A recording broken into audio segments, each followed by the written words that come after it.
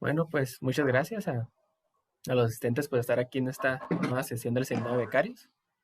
En esta ocasión tenemos el gusto de contar con la participación de Fernando Rivera, que en esta ocasión nos va a hablar sobre resolución de problemas vía explosiones. Adelante, Fernando. Bueno, pues gracias por estar acá. Y bueno, pues justamente les voy a platicar sobre una de las técnicas que a mí se me hizo muy bonita en geometría algebraica, que es esto que se llama explosiones. Y bueno, no alcancé a ver quiénes estaban realmente ahorita o si vayan a llegar otras personas. Pero pues justamente partiré bajo el concepto de que una gran mayoría no sabe qué onda.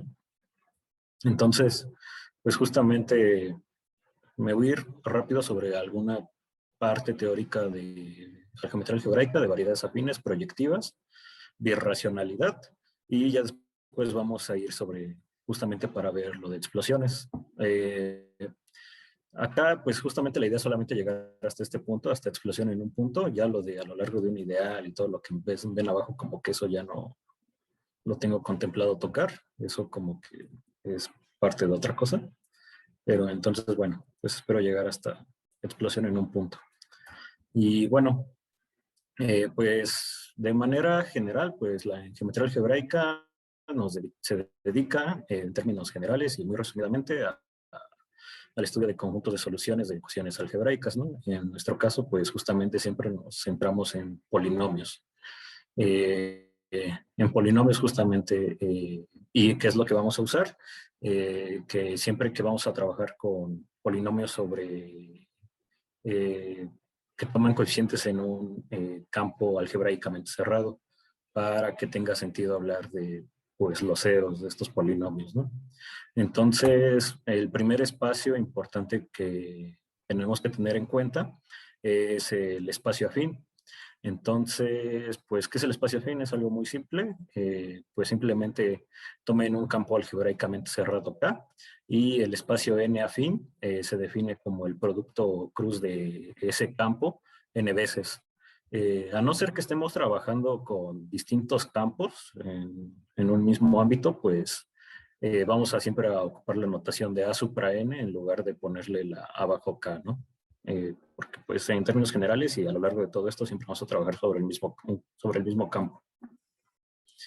Entonces, pues esto no tiene nada súper particular. El otro espacio que también trabajamos y usamos demasiado es el espacio proyectivo. Y en general el espacio proyectivo se le asocia a un espacio vectorial V y sobre este espacio vectorial se define una relación de equivalencia. ¿Cómo es esa relación? Pues bueno, se toman dos vectores cualesquiera del espacio vectorial que no sean el cero y entonces decimos que estos vectores U y V están relacionados y solo si existe un escalar no cero, tal que uno es múltiplo del otro, ¿no? Bueno, que es justamente múltiplo por ese escalar que existe. Y, pues particularmente se puede pensar esto como que, bueno, el espacio proyectivo asociado a este espacio vectorial, pues justamente va a estar dado por un cociente que es justamente el espacio vectorial menos el punto cero, cociente, pues esta relación de equivalencia. Y entonces podemos pensar justamente a este espacio proyectivo como pues el conjunto de líneas que pasan a través del cero, ¿no? Eh, y bueno, pero en nuestro caso particular no vamos a necesitar un espacio vectorial tal cual o algo más complejo, sino simplemente el campo. Para nosotros vamos a tomar en este caso particular el campo a la n más 1 y pues vamos a tomar el espacio proyectivo de dimensión n como pues lo respectivo a lo anterior, ¿no? Acá prácticamente el espacio proyectivo de dimensión n van a ser estas n más 1 tuplas, n más 1 eneadas, perdón, tal que pues este elemento está en el espacio afín n más 1. Eh, Hasta ahí no hay nada nuevo, no hay nada complicado, pero pues algo que necesitamos saber pues es justamente cuando hablamos de polinomios, como vamos a hablar de polinomios, pues necesitamos saber qué onda con los ceros de los polinomios, ¿no? Entonces, si tomamos un polinomio f en un espacio, en un anillo de polinomios, en este anillo de polinomios, sin importarnos cómo sea f, pues vamos a decir que un punto en el espacio afín a n es raíz de este polinomio f, pues si lo anula, evidentemente, y pues hasta ahí, ¿no? Que es lo que siempre conocemos y nos han enseñado desde hace muchos años. Pero para hablar de ceros de polinomios, pero cuando los puntos son puntos del espacio proyectivo, ahí la cosa ya no es tan sencilla como antes. Y en particular necesitamos hablar de polinomios homogéneos. ¿Qué es un polinomio homogéneo? Pues simplemente pues es un polinomio con esta expresión, que es la que conocemos de un polinomio, pero vamos a decir que este polinomio es homogéneo de grado D si todos sus monomios, cada uno de sus monomios que componen el polinomio tienen el mismo grado, que en este caso sería D igual a la suma de los I sub J. Ejemplos de polinomios homogéneos, pues justamente cualesquiera de estos dos, pueden ver que todos sus monomios tienen el mismo grado. Acá tienes x3, acá xy cuadrada, xyz, todos tienen grado 3. Misma cosa acá todos los monomios que componen el polinomio tienen grado 5. Y pues los no homogéneos, pues simplemente tómense cualesquiera polinomio donde los que lo componen tengan distintos grados. Acá tienen un monomio de grado 3, uno de grado 1 y uno de grado 2, ¿no? Y entonces, para hablar sobre ceros de polinomios, pero tomando puntos en el espacio proyectivo, vamos a decir que un punto en el espacio proyectivo es cero de un polinomio.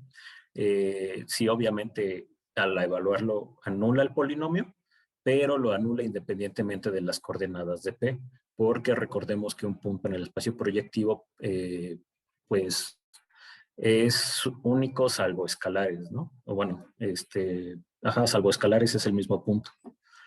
¿A qué es lo que vamos con ello? Pues justamente si se toman un polinomio en dos variables, que es y, producto con x más 1, pues a simple vista podemos ver que los ceros,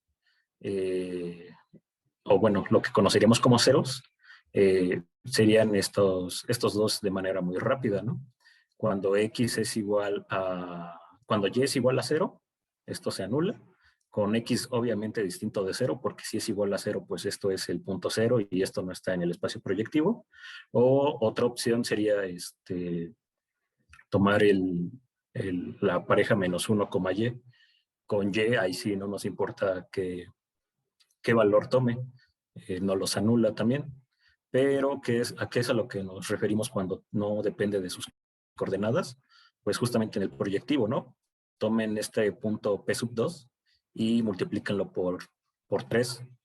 Sabemos que este punto es el mismo en el espacio proyectivo, pero cuando lo evaluamos, pues pueden hacer el calculito por ahí.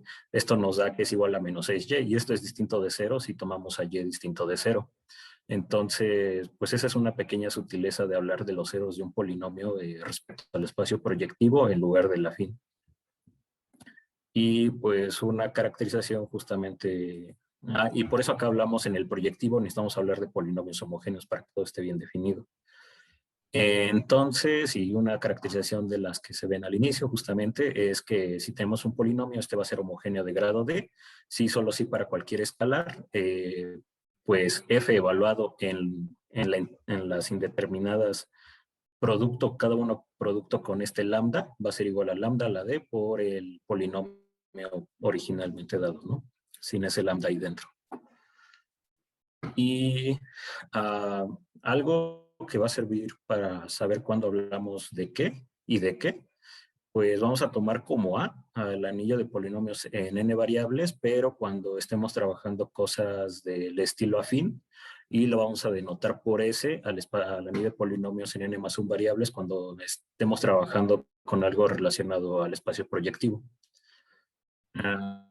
Y bueno, justamente ya que estamos hablando de los ceros de polinomios y todo ello, pues vamos a definir lo que son los ceros de conjuntos, tal cual, de conjuntos de polinomios. Si tenemos un subconjunto del anillo de polinomios en el espacio afín, bueno, respecto al espacio afín, o respectivamente un subconjunto S supra H me refiero a los polinomios homogéneos, simplemente, los que son estrictamente homogéneos. En este caso, respectivamente, T de este estilo. Vamos a definir en el primer caso, pues los ceros de T, de este conjunto T de polinomios, como todos los puntos del espacio afín, tales que anulan a todos los polinomios que tomamos en ese conjunto, ¿no? Y lo respectivamente para lo proyectivo van a ser todos los puntos del espacio proyectivo, tales que anulan a todos los polinomios de este subconjunto T. Por otro lado, esto ya independientemente de si estamos trabajando en afines o proyectivos, si tomamos a J como el ideal generado por este subconjunto T, entonces pueden verificar que los ceros del ideal generado van a coincidir con los ceros del subconjunto T. Y en particular, como todo anillo de polinomios es noetheriano, este ideal va a ser finitamente generado, va a estar generado por polinomios F1 hasta Fr. Entonces no nos importa que comencemos con un subconjunto extremadamente grande, siempre podemos reducir a su estudio al caso de una cantidad finita de polinomios.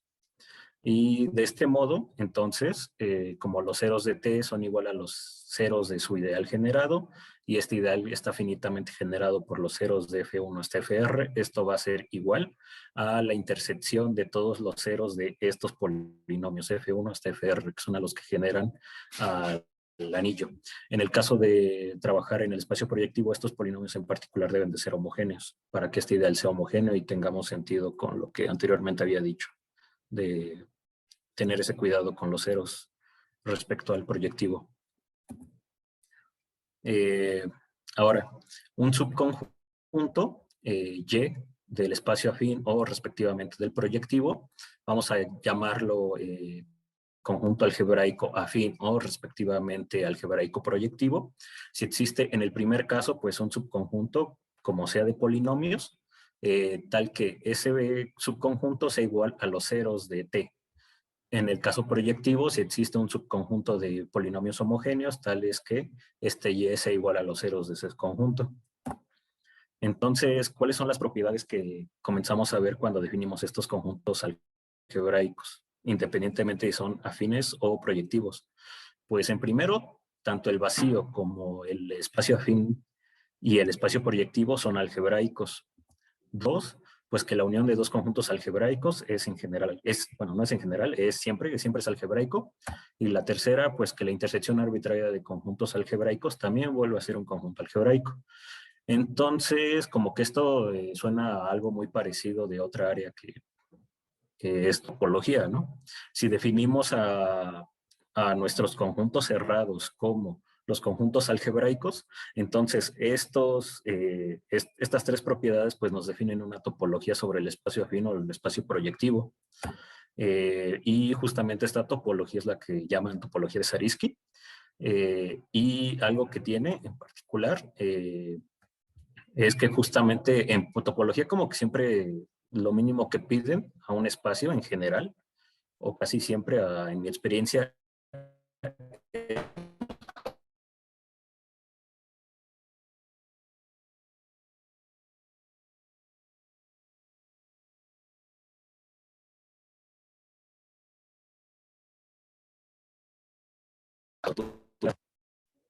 perdón, ya. Y lo que les quiero definir ahora que ya definimos conjuntos algebraicos, les quiero definir lo que es una variedad algebraica, pero para ello necesitamos hacer uso de otro concepto de topología, que es lo de espacio irreducible, conjunto irreducible. Entonces, si tomamos un espacio topológico X y un subconjunto de él no vacío, vamos a decir que este subconjunto Y es irreducible, si no lo podemos expresar como una unión de dos conjuntos propios de él. En caso contrario, vamos a decir que es reducible. En topología no sé si se use más, pero, o sea, según yo, esta definición, bueno, este concepto de irreducibilidad es el que se utiliza más en geometría algebraica, pero en el ámbito de topología es lo que llaman hiperconexidad. Y algunas cosas particulares que tienen los espacios irreducibles es que cualquier espacio irreducible, conjunto irreducible, cualesquiera dos abiertos se intersectan. Entonces, eso dice que como que sus abiertos andan por todas partes. En particular, esto es equivalente a que todo abierto, no vacío, son conjuntos densos. Entonces, en un conjunto irreducible siempre hablamos de que los abiertos son conjuntos densos, lo que es algo bastante útil y que vamos a ocupar cuando lleguemos al concepto de birracionalidad. Y ahora sí, ya que tenemos el concepto de conjunto algebraico y conjunto irreducible, pues una variedad algebraica, después olvidaré esa palabra algebraica para no decir tantas cosas, pero bueno, una variedad algebraica afín del espacio afín o del espacio proyectivo respectivamente, pues es simplemente un conjunto cerrado e irreducible del respectivo espacio afín o proyectivo. Y hay otro concepto que es la de variedad cuasi afín. Y una variedad cuasi afín, ya sea en el afín o en el proyectivo, no es más que un conjunto de la forma U intersección Y, donde U es un abierto del afín o del proyectivo respectivamente, y Y es una variedad afín también respectivamente del espacio afín o del proyectivo. Entonces, pues nada más recuerden eso también, un poquito. Y bueno, ya hace rato le asociamos a conjuntos de polinomios, puntos en el espacio proyectivo o afín. Ahora la cuestión es hacer lo contrario, ¿no? Asociar a conjuntos del espacio afín o proyectivo, pues elementos del anillo de polinomios. En este caso le vamos a asociar ideales, justamente.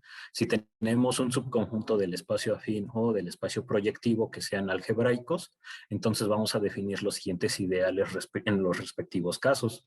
El J de Y, en el caso afín, van a ser todos los elementos del anillo de polinomios, tales que esos polinomios se anulan en todos los puntos del conjunto Y. Cosa similar en el caso proyectivo, va a estar formado por todos los polinomios que se anulan en este subconjunto que tomamos del proyectivo, pero obviamente estos polinomios deben de ser homogéneos. Y bueno, y ahora que definimos esos ideales, también se define algo que se llaman los anillos de coordenadas y de coordenadas homogéneos respectivamente de este conjunto Y tomado inicialmente, como sigue. A de Y, en el caso afín, va a ser el anillo de polinomios, cociente, el ideal generado por el ideal asociado a este conjunto y en el caso homogéneo, similar. S, cociente, el J de Y. ¿Y por qué? Bueno, y estas cosas son K-álgebras finitamente generadas y cumplen muchas propiedades, son muy útiles, de hecho. Eh, Cuando les dije lo que era una variedad, pues como que siempre, o casi siempre en mi experiencia, en la mayoría de ejercicios, todo ello, como que checar siempre que es algebraico es relativamente fácil. Lo que es un problema es verificar que sea irreducible. Esa es una condición como que más complicada. Y los anillos de polinomios, los anillos de coordenadas, perdón, nos ayudan en eso. ¿Por qué? Porque justamente tómense un conjunto algebraico, entonces no importa dónde lo estén tomando en el afín o en el proyectivo, este conjunto va a ser irreducible si solo si el ideal que le asocian es un ideal primo. Ahora, ¿por qué justamente estos anillos de coordenadas sirven? Porque si pueden lograr tomar un morfismo que vaya de el anillo de polinomios original a otro anillo de polinomios, digamos, B, y que este morfismo sea, por ejemplo, sobreyectivo, y logran también tener que ese morfismo tenga kernel igual a este ideal, al J de Y, entonces por el primer teorema de isomorfismos van a tener que esta cosa de acá va a ser isomorfo a otro anillo de polinomios, que en general va a tomar coeficientes en un campo. Entonces, va a ser campo o en particular puede llegar a ser dominio entero, y si eso es dominio entero, si esto es isomorfo a un dominio entero, pues eso significa que este ideal es un ideal primo, ¿no? Entonces así ya pueden, de una manera que se usa mucho, probar que un conjunto, aparte de ser algebraico, es irreducible y por lo tanto una variedad. En otros libros, hasta donde sé, también no le piden la cuestión de irreducibilidad a variedades, simplemente que sean conjuntos algebraicos y ya cada una de sus componentes ya es a lo que llaman componentes irreducibles. Pero bueno, En el en particular caso que yo tengo, pues yo las conozco así, que una variedad es un conjunto algebraico e irreducible. Y hay muchas propiedades respecto a estas operaciones de asociar ideales, asociar ceros a polinomios, pero pues de momento la única que me va a interesar y que bueno que conocieran es que si toman un subconjunto del espacio afín o del espacio proyectivo, entonces la cerradura de ese espacio va a estar dada primero sacar el ideal asociado a ese conjunto y después hacer la operación de sacar los ceros. Y eso va a ser igual pues, al y cerradura, ¿no? Particular caso, si ya cerrado, pues se tiene la igualdad de y con zj de y. Y entonces en geometría, que es en general, bueno, en geometría algebraica, que es lo que les he estado más o menos como que tratando de explicar. Si tomamos un anillo de polinomios R, entonces tenemos pues una operación que toma ideales o ideales homogéneos, eso es lo que quise decir con este H asterisco, de este anillo de polinomios y los manda a conjuntos algebraicos del espacio afín o del espacio proyectivo, respectivamente, el caso que estemos trabajando. Y la otra operación es la de tomar pues conjuntos de puntos del espacio proyectivo, del espacio afín, y asociarles ideales del anillo de polinomios, ¿no? Estas operaciones pues tienen muchas propiedades bonitas entre sí, pero desafortunadamente pues no son operaciones inversas. El de sacar ceros simplemente es sobreyectivo, pero no es inyectivo, y el de asociar ideales no es ni sobreyectivo ni inyectivo. Entonces, porque si no, pues esto ya tendría como que justamente se daría la igualdad, ¿no? Si fueran operaciones inversas, pero no la tenemos. Y en particular, en geometría algebraica, ¿qué es lo que pasa? A puntos del espacio afín, por ejemplo, del espacio afín, se le asocian ideales maximales. A conjuntos algebraicos se les asocia siempre ideales radicales. Y en el caso de variedades, ya dependir también de irreducibilidad, se les asocia ideales primos. Entonces, pues eso es una como que primera explicación de qué se asocia a cada cosa.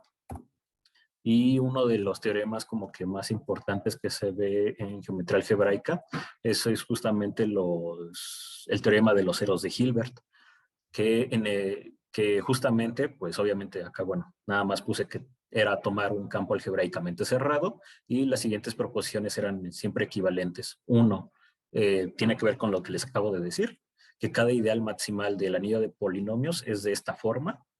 Estos son los que generan el anillo de polinomios, donde este es un punto del espacio afín.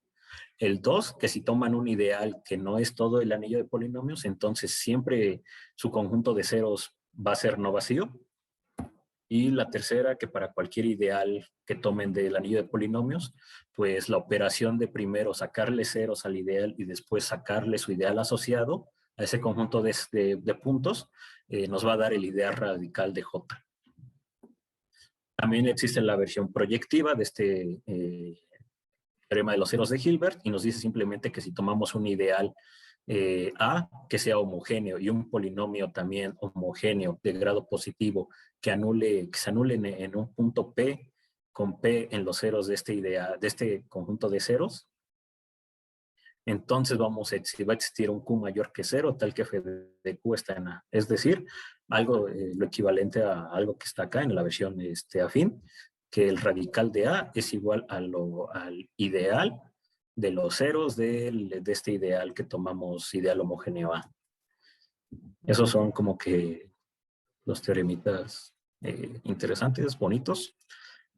Pero también necesitamos hablar, bueno, eso ya fue una primera explicación de varias cosas de geometría algebraica y que vamos a utilizar en algún momento. Y ahora la cuestión es llegar a birracionalidad. Para llegar a birracionalidad, primero, pues, lo que les voy a decir es lo que es una función regular, lo que es un morfismo, y ya pasar a birracionalidad. ¿Y por qué birracionalidad es como que la parte importante en explosiones y no isomorfismo, por ejemplo? Bueno, pues si toman una variedad cuasi afín del espacio afín o respectivamente cuasi proyectiva en el caso del proyectivo, una función que va de este conjunto al campo y un punto. En este conjunto vamos a decir que F va a ser regular en este punto si existe un abierto, una vecindad de este punto P contenida en el conjunto y polinomios G y H en el anillo de polinomios, tales que F en ese abierto se vea como el cociente de G sobre H. Obviamente acá piden que H, para que esto esté bien definido, sea distinto de cero. En el caso proyectivo, pues es lo mismo, simplemente que acá piden que sean a estos polinomios G y H homogéneos y del mismo grado. Y entonces cuando hacen esto pueden considerar el siguiente anillo, que es el anillo de funciones regulares, que son todas las funciones de y en K, tal que F es regular sobre y, ¿no? Bueno, una función dicen que es regular sobre y si es regular en cada punto de y. Y ahora, para hablar de morfismos, pues si toman dos variedades, no importando si son variedades afines, proyectivas, cuasi afines o cuasi proyectivas, un morfismo de X en Y va a ser una función continua, tal que para todo abierto del conjunto Y para cada función regular definida en ese abierto, van a tener que esta composición, el pullback de esta cosa de acá, va a ser una función regular. Es decir, un morfismo es simplemente una función continua que manda funciones regulares en funciones regulares. Manda funciones regulares de X en funciones regulares de F, manda funciones regulares de Y en funciones regulares de X. Y bueno, eso ya tienen que eso es un morfismo entre variedades. Y ahora, nuevamente, si toman dos variedades X y Y, una aplicación racional entre ellas dos es una clase de equivalencia de parejas U, phi de U, donde este conjunto U va a ser un abierto no vacío y esta phi de U va a ser un morfismo de U en Y.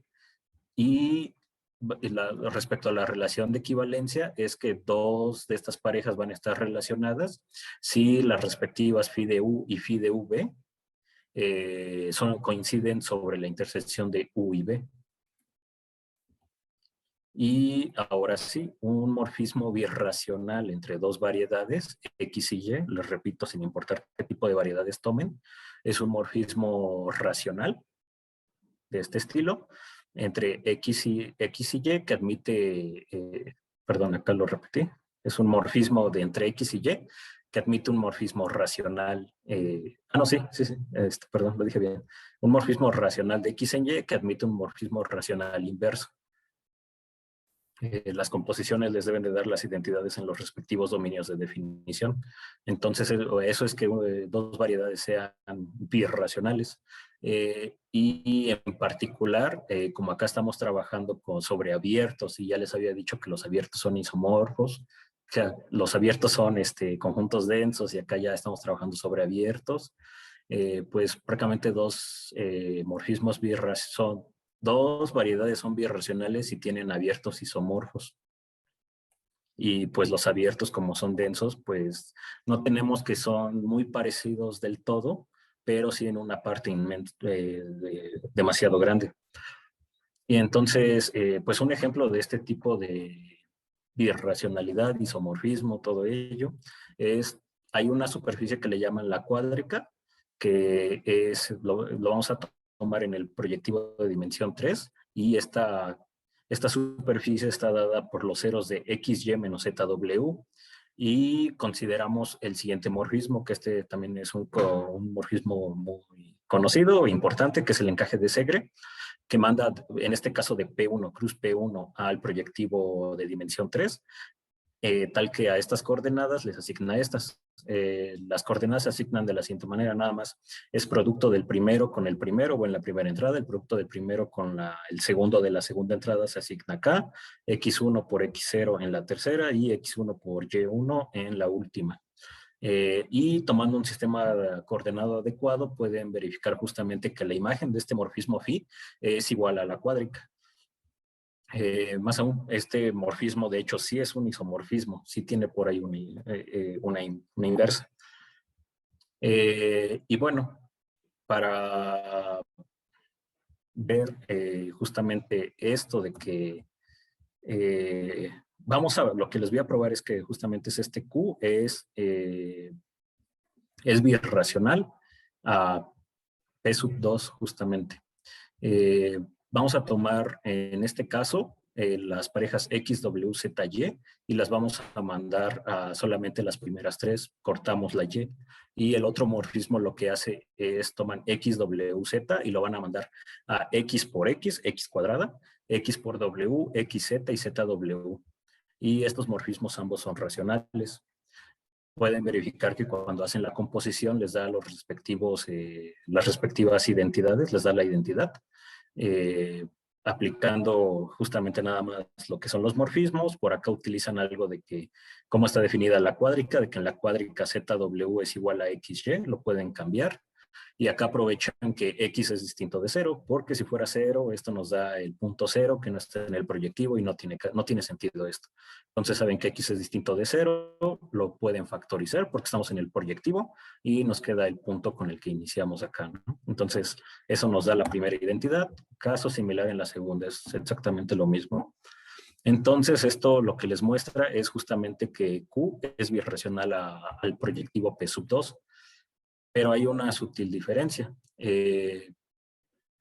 Q es birracional a P sub 2, pero Q es isomorfa a P1 cruz P1. Sin embargo, P2 no es isomorfa a Q, no es isomorfa a P1 a cruz P1 en particular. ¿Por qué?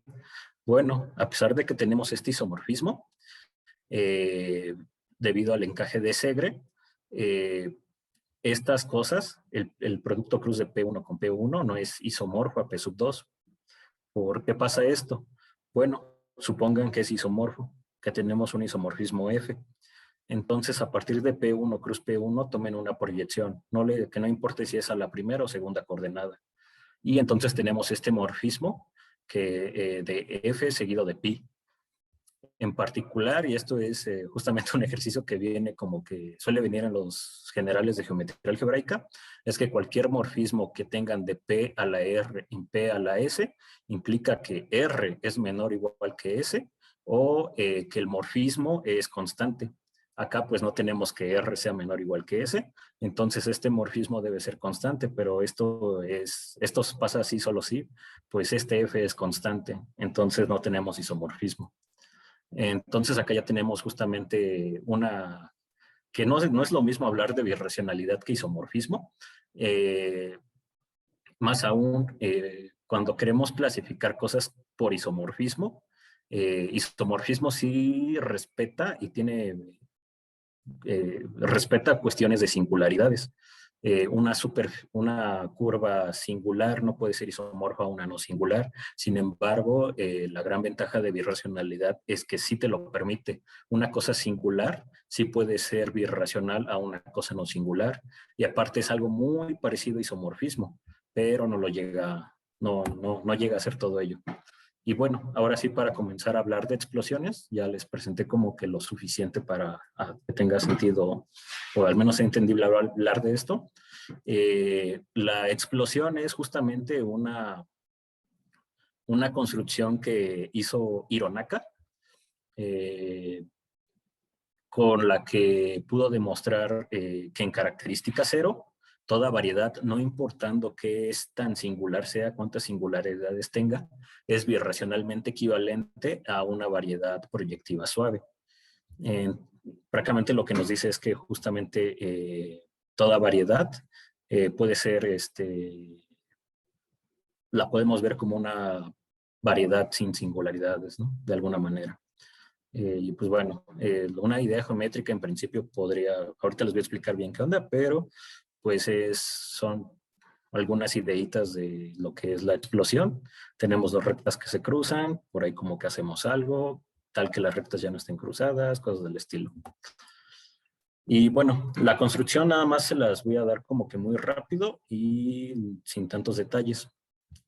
Vamos a hacer la explosión de todo el espacio afín. Me voy a centrar en explosiones del espacio afín en un punto. En principio, el producto de AN cruz P a la N-1, esto es una variedad cuasi proyectiva, porque hay un teorema que te dice cualquier tipo de variedad es isomorfa a una variedad cuasi proyectiva, en particular esta, ¿no?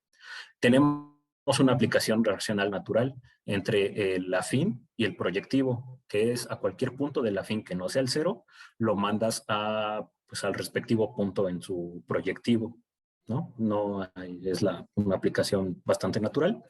Y entonces consideramos la gráfica justamente de, este, de esta phi, que pues está dado por estas parejas de puntos en el afín, puntos en el proyectivo, solamente tomando en cuenta que este no puede ser el cero, y entonces una representación es como esta red, que se ve como por ahí doblada, que está acá, y pues acá es donde está el 0, P a la n-1, que en este caso, como estamos trabajando en A2, es simplemente el 0 cruz P1, ¿no?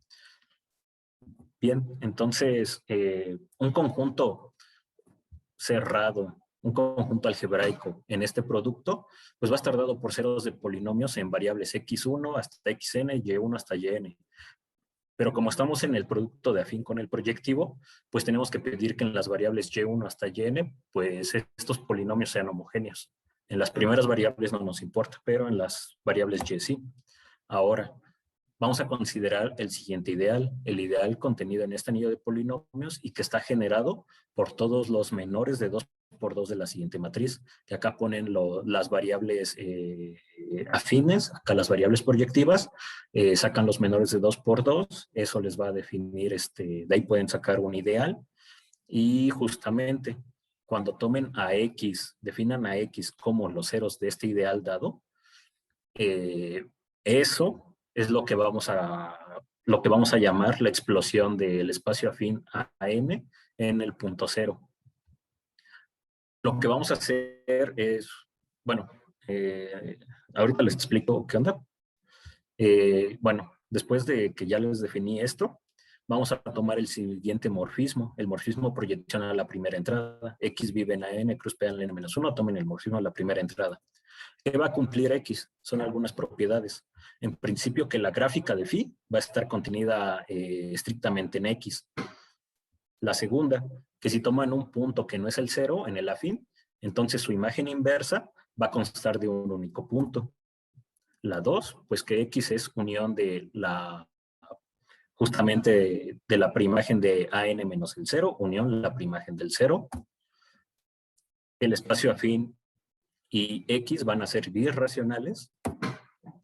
X menos este cero, menos la preimagen del cero va a ser denso en X. X es irreducible y en este producto, y aparte X va a ser igual a la cerradura de esta gráfica. Entonces, pues ya en particular acá ya tenemos que X es irreducible y X está generado a partir de menores de 2 por 2, de ciertas cosas, que por ahí salen unos polinomios, va a ser algebraico. Entonces, justamente esta variedad X la vamos a denotar por B0 de X.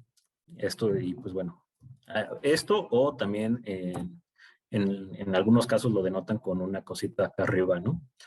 Lo que les presenté fue la explosión del espacio afín, pero pues queremos explotar curvas, por ejemplo.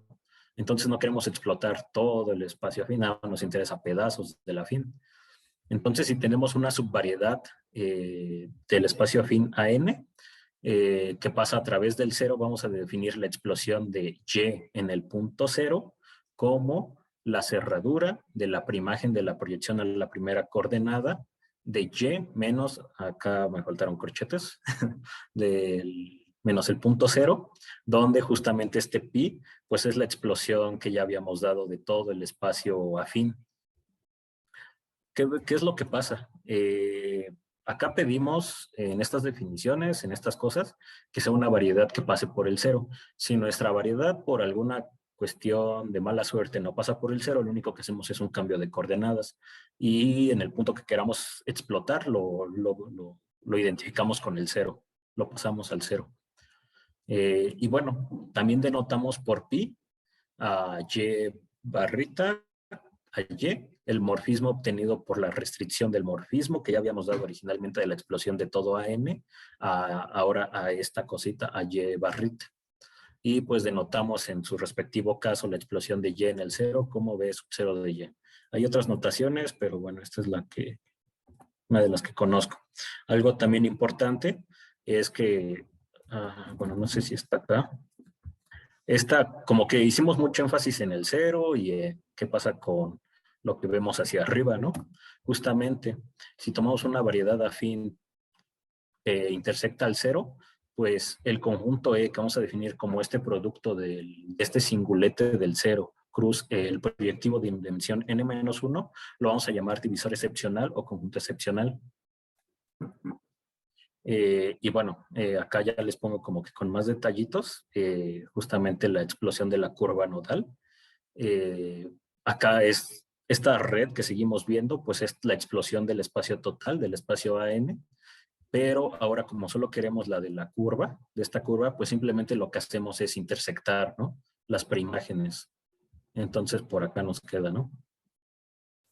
Y bueno, ya fue como que mucha teoría y como queda poco tiempo, entonces pues falta ver, hacer un ejemplito, ¿no? De esto de explotar cosas. Y justamente ya que aprovechando los dibujos, lo que vamos a hacer es explotar la curva nodal.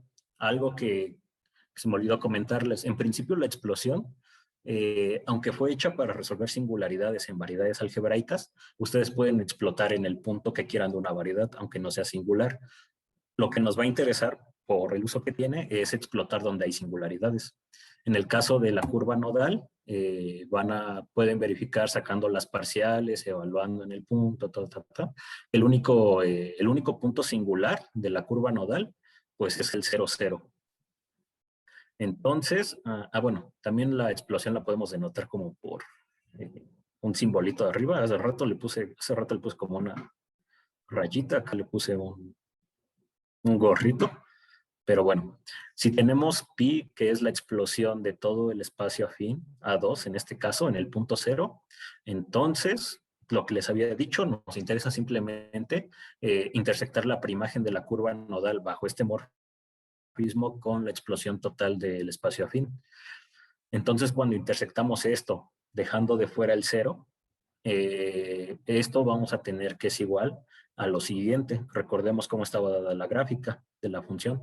Son las x, y, estos son las coordenadas afines, en coordenadas proyectivas s, t.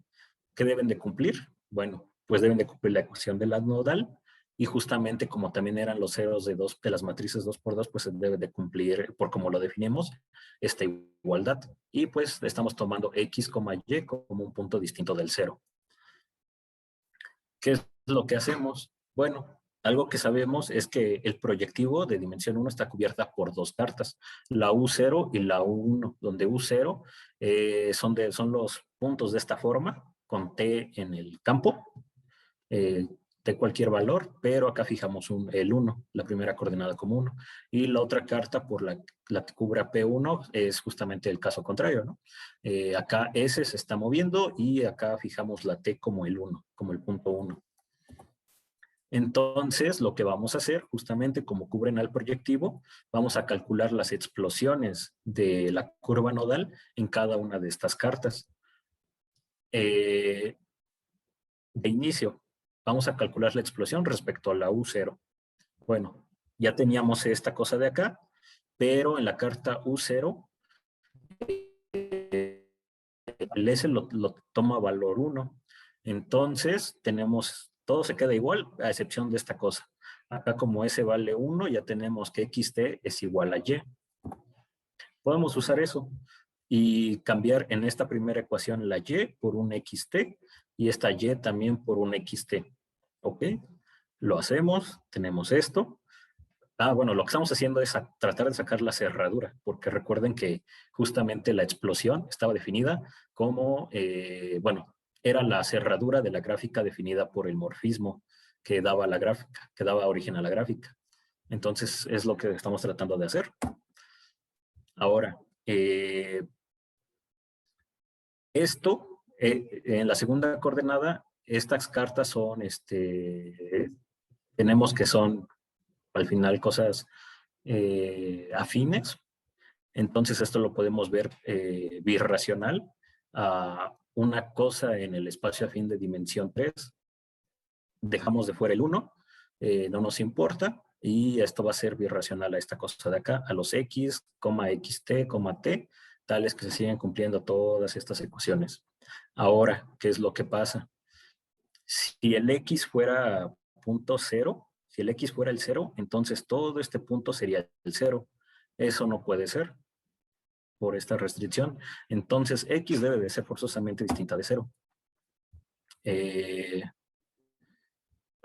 es lo que acá les puse. Entonces podemos dividir por x cuadrada. Y entonces la ecuación que teníamos acá, al dividir por x cuadrada, nos queda algo del estilo t cuadrada menos x menos 1 igual a 0. Y acá pues ya simplemente pedimos que x sea distinto de 0. Acá ahora en estas coordenadas, pues como que todo está en términos de xt y las segundas, la coordenada del medio sale sobrando. Esto lo podemos hacer birracional a la pareja x, t, tal que se sigue cumpliendo todo lo demás. Y si se dan cuenta, esto simplemente son los ceros de un polinomio del estilo y cuadrada menos x menos 1. Entonces, ya tenemos casi la cerradura de la gráfica, pero no se nos olvida que acá estuvimos trabajando con cosas distintas de 0. Forzosamente va a pasar a través de lo que llamamos el divisor excepcional en al menos un punto, en algún punto. Entonces nos falta ver qué pasa en 0. Bueno, pues cuando x es igual a 0, entonces este t que tenemos acá va a ser igual, t cuadrada va a ser igual a 1, entonces t puede tomar dos valores, más menos 1. Esos valores son los que nos hacían falta.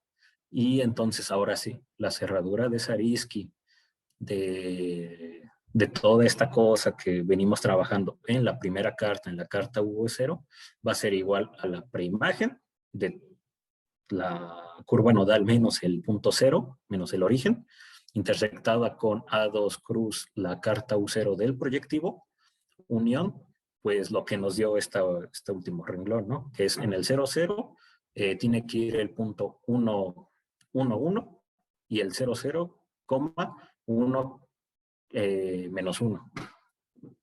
Entonces todo esto ya es lo que es la explosión. Justamente en la primera carta, que es cuando tenemos esto, tenemos que así se ve la explosión. Y si pueden ver esta ecuación justamente, esta es la ecuación de una parábola. Vista desde acá la explosión, pues acá esta cosa de acá como va, es una parábola. Y esta cosa es birracional justamente a la curva nodal. Ahora, si explotamos en la carta U1, respecto a la carta U1, pues nos va a dar otra curva que no sabemos si ya no va a tener singularidades o no, pero al menos ya conseguimos una. ¿Qué es lo que va a pasar ahora? Pues si seguimos explotando en la siguiente carta, vamos a tener, y seguimos teniendo singularidades, podemos seguir explotando, hasta que justamente Hironaka nos asegura que en un número finito de pasos, sabiendo explotar, vamos a resolver la singularidad, pero vamos a llegar a una curva que va a ser, al final de cuentas, birracional a la curva nodal y a la vez birracional a la parábola. Entonces, en este caso, pues como que ya no nos interesa tanto explotar la siguiente carta, en la otra carta, porque al final de cuentas, lo que sea que nos salga, vamos a tener que es birracional a esta parábola de acá. Y bueno, algo similar, bueno, acá tenía esto, que también es la explosión respecto a la carta U1, que es hacer exactamente lo mismo por ahí que hicimos hace rato, ver por ahí cosas birracionales, ver cuándo podemos cambiar algo del estilo afín, como proyectivo por algo puramente afín, seguir haciendo ese tipo de cosas y de hecho también cuando se van sobre ver dónde intersecta al divisor excepcional, les vuelven a quedar los mismos puntos que en la primera explosión. Eso simplemente por ahí queda. Y, bueno, Y bueno, en principio esto era lo que les quería platicar. Los ejemplos son a veces un poco tardados de hacer, dependiendo de lo que haya, bueno, de cómo esté definida la curva, pero en general esta técnica que es la explosión, pues justamente fue el que ayudó a Hironaka pues, a mostrar que en característica cero todas las variedades pueden ser desingularizadas de alguna manera. Y pues justamente todos esos trabajos que hizo Hironaka respecto a singularidades hicieron que le valió la medalla Fields en el 70, si no me equivoco, por todos estos trabajos que hizo. Y pues les quería platicar hoy acerca de ello porque, no sé, cuando yo lo vi fue justamente una de las ideas mucho más bonitas que vi en geometría algebraica. Y bueno, pues eso sería todo.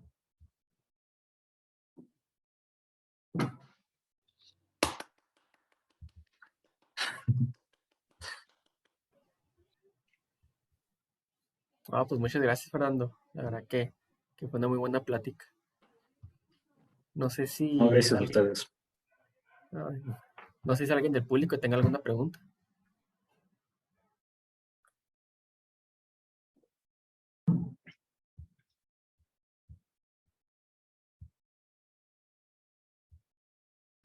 Yo ya tenía, no, yo tenía algunas, pero Dime. ok. Por ejemplo, o sea, lo que ahorita nos mostraste es como, o sea, el proceso para poder deshacerte de una singularidad en cada, ¿cómo se dice? Una cantidad finita de pasos, ¿no? Sí, Hironaka te dice que no importa qué tan singular sea tu variedad, la puedes desingularizar. No importa que sea un número finito o un número infinito de singularidades. Cuando es un número infinito de singularidades, justamente la técnica de la explosión se lleva un paso más adelante y ahora es a lo que llaman, y que por acá anda, que es justamente explotar a lo largo de una subvariedad de una variedad o a lo largo de un ideal. Que justamente, por ejemplo, tenemos esta, que es la sombrilla de Whitney, y pues donde todas sus singularidades están sobre el eje Z, y pues es un conjunto, pues pues infinito, ¿no? Sí, sí. Entonces, si usas esta idea de explotar punto por punto, pues no te sirve. Entonces necesitas explotar a lo largo de lo que es una subvariedad o un ideal. En este caso sería a lo largo del eje Z, o en la cuestión de ideales, a lo largo del ideal generado por X, Y, que es el que está relacionado con este eje. Ahora, Ok, también ok. también puedes explotar de manera inadecuada y que no te lleve a ningún lado. También debes de saber cómo explotar. Que haya algo que te diga cómo saber explotar, no lo sé. Porque justamente lo que mencionaba hace rato, cuando explotas, eh, supón que explotas, tienes dos cartas, explotas en la primera carta y en la segunda, pero ambas te vuelven a quedar singulares, pues tienes que volver a explotar. Pero puede que a lo mejor en la carta, si explotas en la carta U1, te lleve solucionar la singularidad 10 explosiones, mientras que a lo mejor en la segunda explosión, en la carta U0, te la resuelve rápido. Ok, Pero ok. sí, no se restringe a explosiones a puntos. Ok. Sí, porque yo pensaba como, no sé, pensé tontamente, ¿no? Como que, pues exploto punto por punto, ¿no? Pero pues chance nunca termino, ¿no? Sí, si tienes una cantidad finita, pues lo puedes hacer, pero si no, pues es un Sí. problema justamente. Y en teoría, o sea, te puedes pasar en carta, ¿no? En cada explosión que quieras quitar. Bueno, en cada singularidad, ¿no? Este, ¿Cómo? O No sea, te entendí bien. pero no sé, no tengo, o sea, hago como que una explosión y luego pasa la otra, Ajá. ¿me puedo cambiar de carta? ¿O todo tiene que ser eso de la misma carta? No, pues eso sobre la misma carta que te basas, porque al final es justamente tienes como un arbolito de decisiones, ¿no? Ujú. Cuando tomas cartas, pues tienes la opción 1, la opción 2, donde explotas. Ok. Explotas en la carta 1, te vuelven a salir por ahí más cosas en las que tienes que seguir explotando si es que no resolviste singularidad y te vas así, así, así, así. Y lo mismo, acá tienes un arbolito que te surge de la otra carta que tienes que ir explotando hasta solucionar la singularidad. Sí, o sea, nunca te regresas, ¿no? Como que al mismo Ajá, nivel, ¿no? Donde está. Ajá. sí, ¿no? A menos que, pues, si hayas visto que estás explotando mal y que cometiste la decisión equivocada. Y ya Oh, tomas otro arbolito de decisión. ok, ok. Ah, bueno, pues muchas gracias. De parte ya son todas Que las nada. preguntas.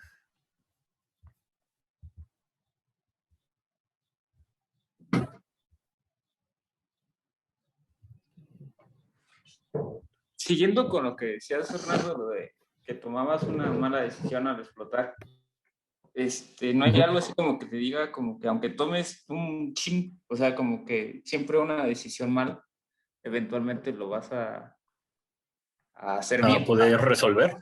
Ajá. Pues no sé, eso sí no sé realmente. O sea, no, mm, o sea, no, o sea, te mentiría si te digo que hay una manera de saber si estás explotando mal o a lo mejor estás tomando un camino que parece el equivocado, pero después se compone. No sé si hay algo que te diga, pues, sí o no. Eh, Perdón, no sé. pues Adelante. justo en ese ejemplo que ya está en la pantalla en el paraguas de Whitney, hay una forma de explotar sobre cero y hay una carta en la cual te vuelve a dar un paraguas de Whitney, pero de lado. Entonces, si te da un paraguas de Whitney y vuelves a explotar eso mismo sobre la misma carta, te vuelve a dar otro paraguas de Whitney y pues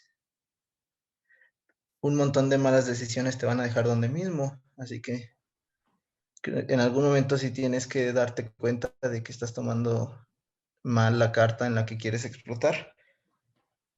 Pero es un ejemplo muy trivial porque es algo que te va a dejar siempre en donde mismo. Pero sí puede que tomar muchas malas decisiones no te lleve a nada. Y bueno, también complementando un poco lo que decía Eric, de alguna manera, pues no hay solo una manera de explotar. Por ejemplo, hay un artículo que es como divulgativo, que muchos mencionan cuando empiezas a revisar información sobre explosiones, que se llama Siete historias cortas sobre explosiones, y ellos explotan el paraguas de Whitney, pero con otros ideales, ¿no? Explotan directamente sobre el eje Z y les toman también de resolver la singularidad como por ahí de 3 explosiones. Después el artículo te dice, bueno, ejercicio, demuestra que se puede desingularizar el paraguas explotando solamente una vez. Y es bueno, entonces, ¿por dónde te vas? Y es simplemente pues, explotar sobre todo este eje, ¿no? O sea, también hay caminos distintos que te van a dar buenos resultados, pero algunos mucho más cortos que otros.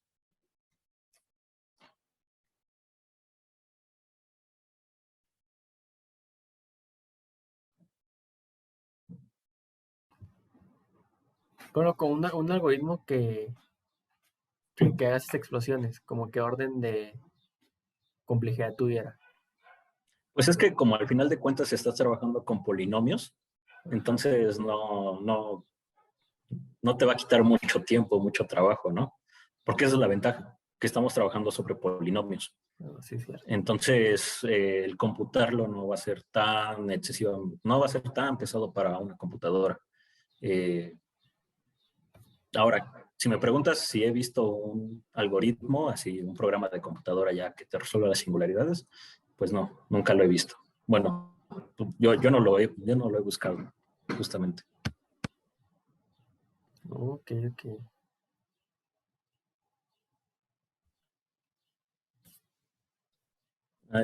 Bueno, y nada más ya también como último paréntesis, como que todos suelen ver eh, la explosión de esta manera, de la forma geométrica, pero también hay una explicación puramente algebraica, que es con lo que llaman álgebras de explosión, y hay toda la construcción de la explosión es mediante pura álgebra. Por acá también lo tengo, pero pues eso ya todo esto. Acá se trabaja solamente con álgebra y también se llega a lo que es la explosión, justamente. Y bueno, eso nada más era también un paréntesis, porque sé que también hay personas que gustan puramente del álgebra.